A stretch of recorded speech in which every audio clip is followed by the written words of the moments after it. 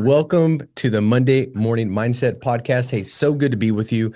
Every week I say it, and it's because I absolutely mean it. My desire and goal is to bring you great value. I don't take it lightly. I know there's a lot of content out there.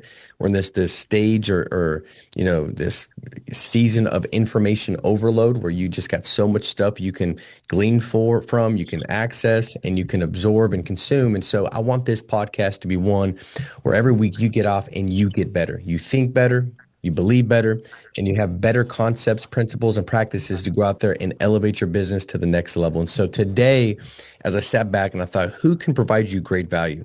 Who is somebody that in a very short period of time has created some great success? And as you guys have seen in this industry, it's an industry that's really shifted to a lot of just younger people that are in their 18, 19, 20, early 20s that are finding great success. And so today I have somebody, guys, that can really speak to you. If you're an entrepreneur, if you're older or younger, this is somebody that came into the space, has been phenomenal with his coachability, work ethic, belief that he can build something great. And he's also already had an exit at an early age and has now planted his flag with Pinnacle and building a great business. And so, Adam, I'm excited to interview today, bro, and excited to have you on, man. Thank you for joining. Yeah, I appreciate you having me, Paul. Absolutely, bro. Well, let's start real quick with giving some context to, yourself, letting people know about who you are, what's your age. Also talk Mhm. about, businesses that you've operated and ran, because I think that's an important thing. Most people don't ever have an exit. Like Mhm. that's not a thing that most people have. Most people desire to have one. They just don't have one. You've also already had an exit. So kind of talk about that real quick and then we'll jump into it, man. Yeah, so I'm currently 20. My first real business. You know how it goes, right? You start your little ones like you're 8, 9, 10 years old. Like, hey, I'm gonna go do this and mess around. But like my true first one was when I was 16. Obviously built that out for 4 years, then turned around and sold it. That was in the construction industry. So we built that up in 4 years, sold that, actually sold that for to pretty much be able to hit this full time hard as possible, 24/7 full roll. Yeah. And now, I mean, I won't ask you to disclose it, but I'll just let everybody know it was multiple seven figures that you sold it for. And we had a good, talk. I just bought four chickens at my house, and I was like, dude, you're like, dude, these chickens are gonna Uh, smell, And then you started talking about how there's a tax write off, and like if you have so many chickens or whatever. And so mhm. now I think I'm trying to sell my wife on maybe keeping the chickens from a tax, standpoint. But it just sounds like, dude, for being 20 years of age, which I didn't know you were 20. I thought you were 22, which makes sense why you didn't want to play blackjack while we're together because you didn't want to get arrested. Um, but dude, like, it sounds like you've been very intentional for a long period of time. I think a lot of people kind of think like, oh, I have so much time. Like, I'll just do it tomorrow, or I'm just going to enjoy today. I'm going to go, enjoy the weekend. I'm going to go do this. I'm going to go do that. And they don't really take life serious because they think they've got so much time. And although they do, you've not done that. You kind of attacked this thing, and I guess your thought possibly was like, if I'm going to go out there and create financial freedom, why not start now? But talk Mhm. about the level of intentionality. Like, how did you develop that desire to like Mhm. sacrifice at such an early age to do what you've done to have that first exit? Like, what led you to that? Was it the way you're raised? Like, what? Yeah, yeah. A big part of it's the way I was raised. I grew up farming and grew up doing all that stuff my entire life. So, ever since you could think, you're young, it's hey, before the sun comes up, you're up and you're out, you're working. But it's really there's two different types of people when it comes to intentional and work time. There's people who say they work 10 hours a day, but the intentional hours in that day of full work is 4 or 5 hours, right? Especially in this world, because you're in a 1099 world. You're not, nobody's your boss, you're your boss. So you can sit there and, really get slipping and confuse yourself and trick your mind into thinking, hey, I worked a 10, 12-hour day, but realistically, you're only intentional 4 hours. When I was trying to build that and I got out of there, especially on the exit side of things, we were working 20-hour days, 6 days a week and 18 on Sunday just to go to church for a couple hours. But those 20 hours, that's an intentional 20. It's not a, hey, I'm just here for 20. Those are intentional. Same deal when you flip the book to insurance, right? I was able to compress timeframes in certain industry, certain points of it, like in term points of like personal production, because those intentional hours were all compressed into, well, that big time frame, but they were intentional. Dude, that's so good. That is so good. I want to camp out here because I think that this is a big deal because there's somebody on here that's saying, man, I don't want to just not like I want to be able to get to success, this level of success I got goals, I've got dreams, I want to get there. And they're judging how much they're putting in now in their schedule and what fruit or result they're seeing. And because it's such a fraction of where they want to get to, they almost believe it's impossible to get there. And they might draw this conclusion of, I just don't have enough time. Like I just don't see how that's possible. What helped you? Like, give us some practical things that you're Mhm. doing right now that's helping you collapse timeframes. Like that's helping you be, super intentional because you're right, and I'll give even an example. Like my kids, I got 5 kids and I got a couple of them that are homeschooled right now, and they can get done in like an hour and a half of work what they would have to do at school or be at school for 7 hours. It's the same thing. It's just they're hyper focused. It's not like a lot of other things that are added to it and they're going here, going that, switching hats. Like it's just hyper focused and they can get done in 2 hours, which normally they'd have to sacrifice 7 hours at school. And so I've seen that even play out with that. But how do you collapse timeframes? Because this is a tick that like this is probably the biggest thing that will lead to success in every area of your life. It's schedule all day, every day. It's your schedule. It's you eat at the same time, you wake up at the same time, you move the same way, you do the same thing every day in and out. Like I was with obviously with you, Paul, on Sunday. That threw off my schedule a little bit. I feel weird right now. I'm like, dude, it's Friday. Like my Friday schedule is what I'm trying to operate on today because I normally don't do what we were doing on Sunday. So it threw me off because of how strict I am with a schedule. So it's hey, from four, I get up at 4 in the morning. So it's like, hey, from 4 to 7, I'm doing this. From 7 to 8, I'm doing this. From 8 to 9, and so forth and so on the entire day. And that's what I'm doing. And if I break that schedule, it's got to be special. Like something special has to be going on, or somebody's dying to break my schedule. That's the big thing. I love that, dude. Well, I think for one, that's a big point. I think consistency always beats intensity. And so consistency is like, being able to work your schedule, not for just 1 week, but you could work it weekly, right? I think Hmm. oftentimes somebody will come up with a great schedule, but it's not sustainable. And if it's not sustainable, it's going to do nothing for you, right? It's like being able to eat really clean, but it's so strict that there's no way you're going to stick to it. Well, like, dude, that's not going to work. So kind of Hmm. talk about your schedule. Like when you say you got a disciplined schedule, can you walk through like a Hmm. day in the life of Adam? Maybe pick a day because right now your production, although you're brand new for the most part, like you already, what's your average month each month right now, personal production? Around 50, 55. So 55,000. You've also got a team that's Hmm. building. What's your team issue paying a month? 100. Okay, so you're doing Yeah. 55,000. Another 50,000 is coming from the team. Talk about what that looks like. Give us a day in the life of Adam. Yeah. So you want it outside of insurance and insurance? You want a full day? Or Full you want to day. just okay. So full day starts at 4. I do other stuff with other businesses from 4 to 7 a.m.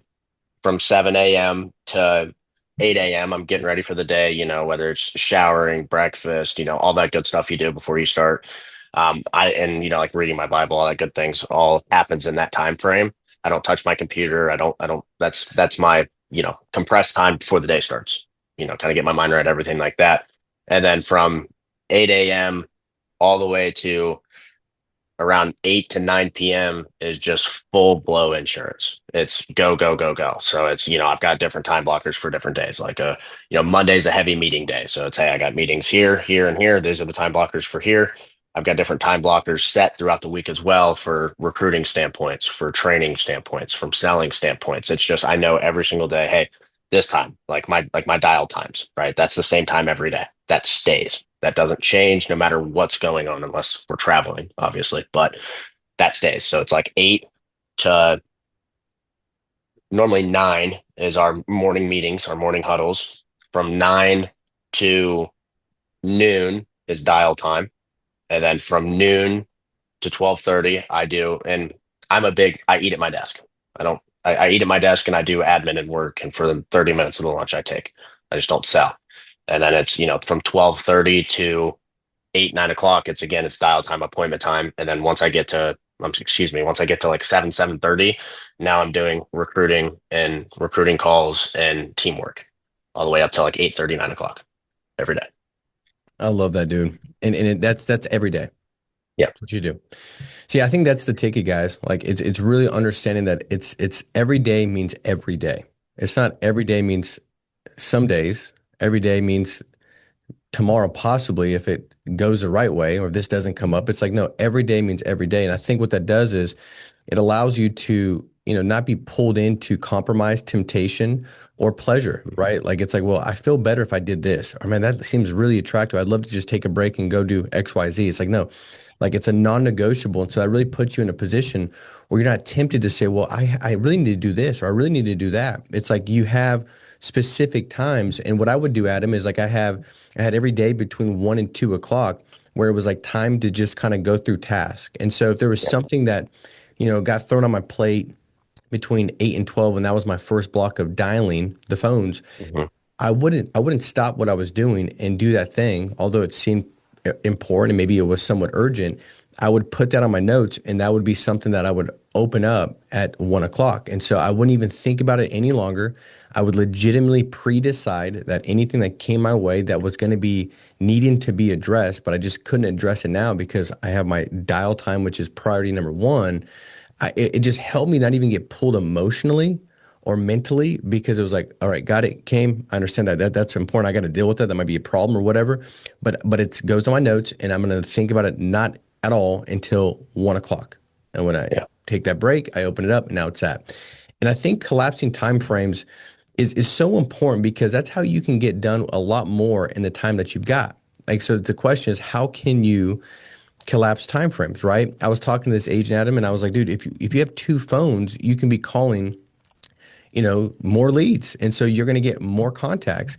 If you want to recruit and build and you've got time allotted to recruit and build where you're sending out DMs, have two phones. Now, while your phone is ringing, you can be sending out DMs, right? If you're going to talk to an agent that needs help with an objection, pause for a second and think, who else can hear this conversation? Or maybe you record the conversation and you throw it into Claude or whatever after you're done with the conversation. You transcribe it and you say, put together the script and the bullet points, and then you share that with the team. Hey guys, if you're handling this objection or you've had a struggle with this objection, watch, listen to the audio. Also, here's the script and for you. So now you're just collapsing time frames. See, oftentimes, you know, with a job, and I feel like some people are more inclined to do this, you go clock in and you're just looking at the clock, right? You're like, 5 o'clock, that's when I get to leave. And so you're so focused on just like the time being spun down so you can actually hop in your car and leave. In fact, you probably even like reverse into your parking spot at your job just so that way when the clock hits 5, you don't even have to back up. You could just take off, right? Like you're planning like once it hits that time.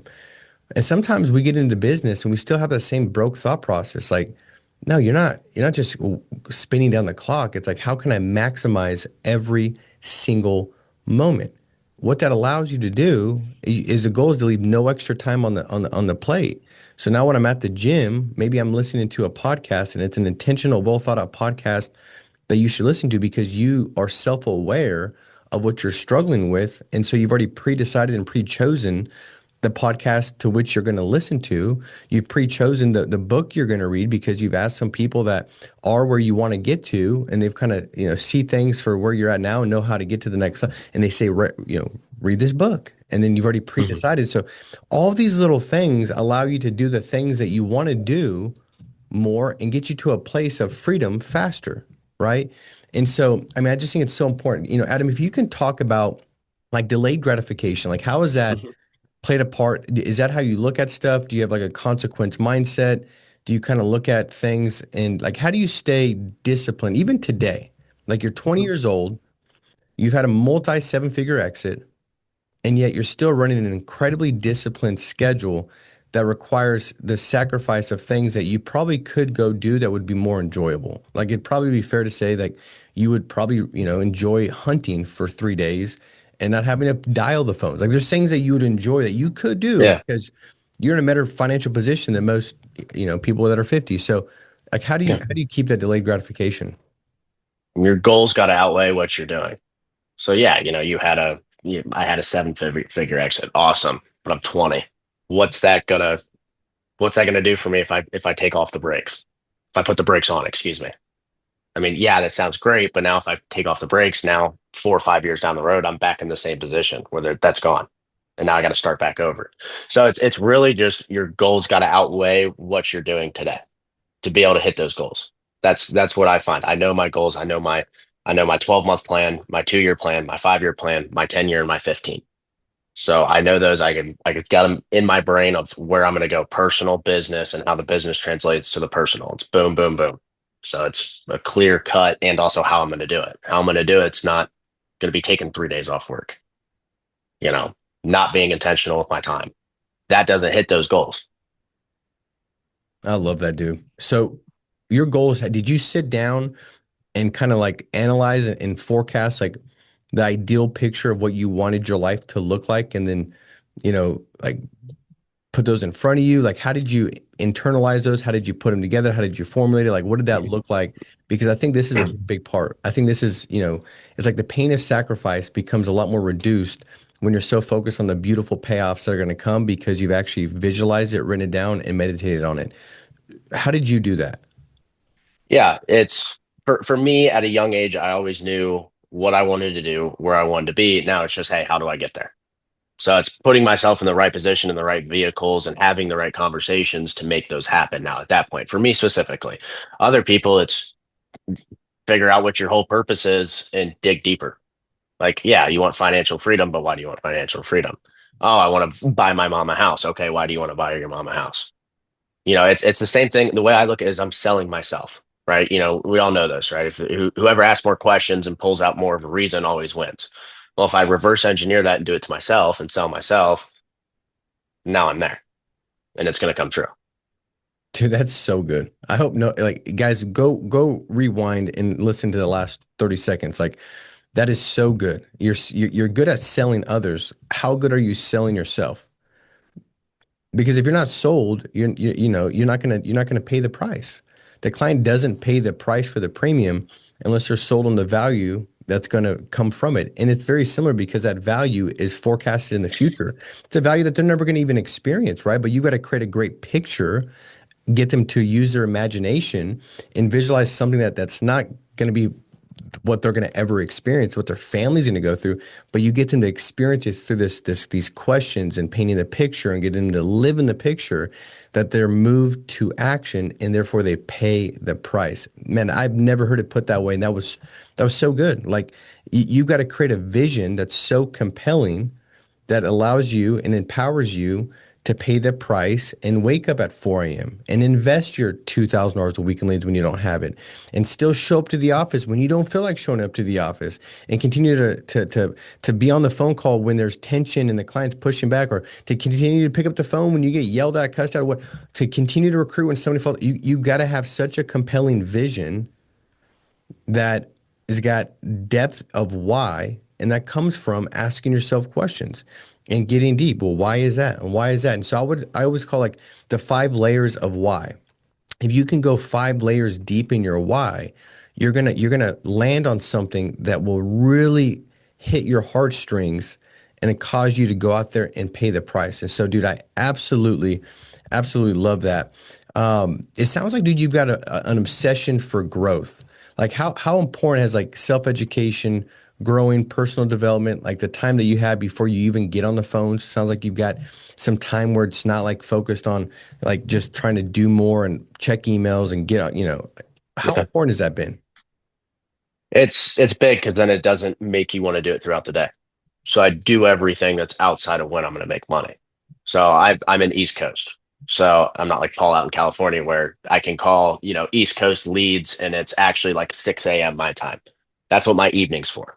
So it's now I'm going to do that stuff in the morning. Like some guys out might be by Paul that are in Pacific Standard Time. Yeah, they might start hitting the phones at 6 a.m. because, well, they can call Eastern leads and things like that. It's actually 9 a.m. here. Mine's obviously reverse engineered because I'm Eastern time 99% of the time. So it's taking that hour now so I don't take it in the middle of when I can actually make money and make things happen and grow the business and grow everything like that. There's money making time and then there's not. That'll fall in my money making time if I don't do it now. It's old farm. I guess this is like a farming. Let me know if this is stated right because you'll be able to pressure test it. They say like what make hay while the sun is shining. Hmm. Is that a saying? Yeah. Um, there's other things you got to do other than make hay, but Hmm. when you can make it, that's the most productive thing you can make. So go make it, right? The sun is up, go Yeah. do it. Do the Yeah. other things when the sun is down and you can't make hay, right? And so Hmm. there's times that where, personal production, you can't make a phone call. Well, then do your other things then. But if the client's awake and able to answer the phone, well, do that. Do that. Hmm. Activity is going to solve most problems. Adam, what do you believe that top producers do differently than average sales producers do? Like, what would be Yeah. one or two different things that you're like, this is what top elite producers do different than just the average ones? Hmm. Well, number one, it's always, I mean, yeah, I'm always going to go back to schedule. That's what we talked about. Imply that to this question as well. Schedule, number one, boom. And it's also, I mean, you're operating a business. So no matter if you're a producer, if you're a builder, if you're just building, if you're doing both, whatever you're doing is there's ways you make money and there's, again, value exchanges. So, well, how do you become a top producer? Well, you got to spend it, right? The people who come in and tiptoe around that and then don't put in the intentional hours as well are normally the ones that stick around that 5 to 10K a month mark and don't ever grow past it. I've never met anyone in my life that spends $2,000 to $3,000 a week on leads that isn't a at least a minimum 10K a week producer. They're spending that a week. And there's ways that they compress those time periods to make it happen quicker. Am I telling you if you go spend 3K in leads tomorrow that you're going to make 10 grand? Absolutely not. But if you do that for a month to 2 months, and you're putting in intentional work hours, you're going to. It's inevitable. It's going to happen. Yeah, dude, I think you're 100% right. And it's like one of those things with sales. Most have heard this said many times because it's a truth. It's just a statistic that, sales is the highest paying position in America, but it's also the lowest paying position in America. You can make nothing as a sales producer. And it's also the most rewarding and it's also the most depressing. And where you land on the equation of both of those things has everything to do with your schedule. Like there's just something about when you've stuck to your schedule that even when the result doesn't show up the way you hoped for, and you're kind of like, this sucks, you can't take away that confidence and that identity of just being the type of person that does what they need to do and just executing in your schedule, being disciplined, and dude, that's priceless. But the person that doesn't have a schedule, for one, they're always going to be miserable in this kind of industry. They're always going to feel like they're missing the boat because they are. They're always going to be feeling like they're doing a lot less than they could be because they are. But the person also has a schedule and doesn't follow through. Man, there's a lot of like you get depressed. You're like, I need to be doing this, but I'm not doing it. And so like these things go hand in hand. Deep why, so that way you actually have the willpower and the discipline to stick to the schedule that you've got. And so I think this is so crucial. Adam, what would be another thing you believe a person that is they have a schedule, but they just seem to not be sticking to it.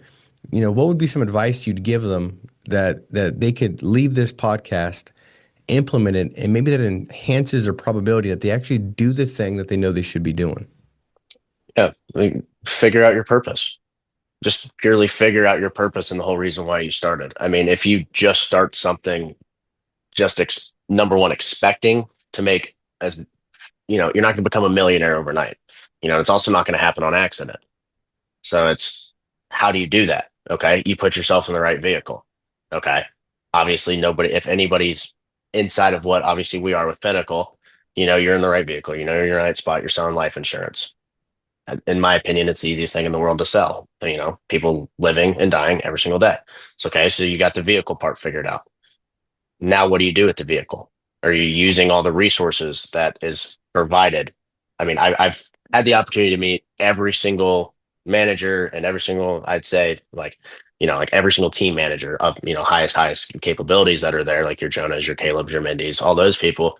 And you just have such a great group of leadership that if you're not plugging in with those people, you're already 4 steps behind. And it's getting in those rooms that realistically you don't belong in. You know, but you're going to be accepted in them. Like that's why, I was with Paul over the weekend, and I'm attached to Paul's hip, trying to talk to Paul about random stuff, and so are other people, and I'm still talking to Paul. It's like, and then same thing with Joe and these guys because they've done it. They're in such a different high level inside of this space than I'm in, so I'm going to attach myself to them, and I'm going to pick as much possible from them while the time I have. Dude, this is so good. I mean, it gets me thinking about the three things that I think really kind of matter the most in most things, especially this business. It's attitude, activity, and association. And association really kind of helps lead to how well you do in the other two, right? If you're associated, it's like proximity is power. And you start getting around other people that just think bigger. They're more disciplined. The truth is, dude, I'm analyzing and thinking about myself as I'm talking to you, Adam. And there's been seasons in my life where I'm just an absolute freak about my schedule, dude. Like it is so hyper focused, so hyper intentional, and I'm hyper disciplined within it. And there's been seasons where I'm not completely off, but I'm just not where I could be. And as we're talking through this podcast, dude, this is helping me because I'm thinking like, man, I really got to step back and spend more time, reflecting and planning than just one day a week. I need to start doing this every night before I go to bed, just asking myself a couple pointed questions like tomorrow has the main thing kind of shifted and changed based off of today and the day before? What's the most important thing I can do that'll make everything else not as important or unnecessary? Am I doing that thing? What are some things in my schedule that maybe shouldn't be in my schedule? And really just kind of having this conversation with yourself as like the employer and employee, where you're saying like as the employer, let me unpack this. And then once you've redesigned it, the employee just has to show up and execute. And the employee is going to feel really good about themselves if they did what they were supposed to do. And as the employee, at the end of the day, you should ask yourself, based off of my efforts today, would I promote myself or would I fire myself? And if there's too many days where you'd say I'd fire myself, well, you're going to end up having to go get a job. But if you're like, man, I would promote myself, well, then get your self-esteem from that answer and response, because even if the result didn't show up the way you wanted it to, you get enough days stacked up where you'd say, man, I would promote myself. I executed. Oh, you're going to start to see the results Yeah. show up. Just don't get Yeah. worried and doing well. I would add one more thing to that, and it's also the people you surround yourself with. Because I can tell you right now, the core five people I talk to, there's probably three of them are inside of this business. The other two or three are outside of this business, but they're still in business. And I look at it this way: those people keep me accountable as well. Like obviously, I talk to Caleb Combs every single day. If I'm slipping in my schedule and I'm slipping in what I'm doing, he's going to tell me, right? Because it's that accountability. Caleb and I are great friends, but also great inside of business together because we'll hold each other accountable with that. So it's the people you surround yourself with as well will also turn around and keep you disciplined. Like share your schedule with them, put it in a Google Calendar, say, hey, here's my schedule. I'm sitting next to you. They're going to look at you and be like, dude, what type of schedule is that? You're not following it. Like, how are you supposed to do anything? That's not your schedule. So it's not, I can't give myself all the flowers because that would just be completely incorrect. It's also the people. It's a huge part of who I surround myself with and who I involve myself with. Because if I don't do it, I know sure as heck somebody's going to come at me. Like, what are you doing? Well, Adam, So for somebody on here that's like, dude, I get it. They're like, I get it. I want to surround myself with higher level people. But they're like, how? Like, how do I get in those circles? Like, how would they do it? Like, how do they get into a place where they've got a better circle of five? Like, how do they do that? mhm. Put yourself in a room you don't belong in. That's number one. Put yourself straight in the room. Walk into there and start having conversations. Like the main people who I've met who are some of my biggest mentors and biggest influences is just because nobody else will walk up to him and talk to him, or they would be everybody's. So it's just So walk into the room. Like we have all these summits, we have these annual conventions. If you're not plugging into those, you're already 5 steps behind, number one. Number two, that's what the room's full of. Everybody knows the names of the people doing good in this business inside of the organization. Everything's public. It's not nothing's being hid. Go plug yourself right in the room. And I promise you, nobody's going to look at you and be like, hey, dude, go away. It just doesn't happen. You're going to get yourself in that circle. yeah, I think you're right. I think most people are believing a lie. and they believe it so strongly that it affects them as if it's true. They think like, well, they wouldn't want to help me. It's like, okay, well, that leads you to what? A behavior where you don't ask. And if you don't ask, you're never going to get. And so you're 100% right. I remember going to different locations and meeting, and like I was always the first person there, the last one out, just because I wanted to be noticed for like, dude, that guy's nut. Like he's always there. And if they had a night meeting or whatever, I'd try to get in. If there was a night owl meeting where they're doing extra leadership, I'd be like, dude, is there any way I can attend? And I know maybe I haven't hit the numbers yet and I'm just brand new, but I'd love to be able to listen and do like, well, sure, because they're looking for that as well. A leader wants to find somebody that when they sow into them, they know it's going to produce good fruit, right? And what they're looking for is an open mind and a person that's coachable, trainable, and is going to put the work ethic in. And so that's what you're trying to exemplify to those people.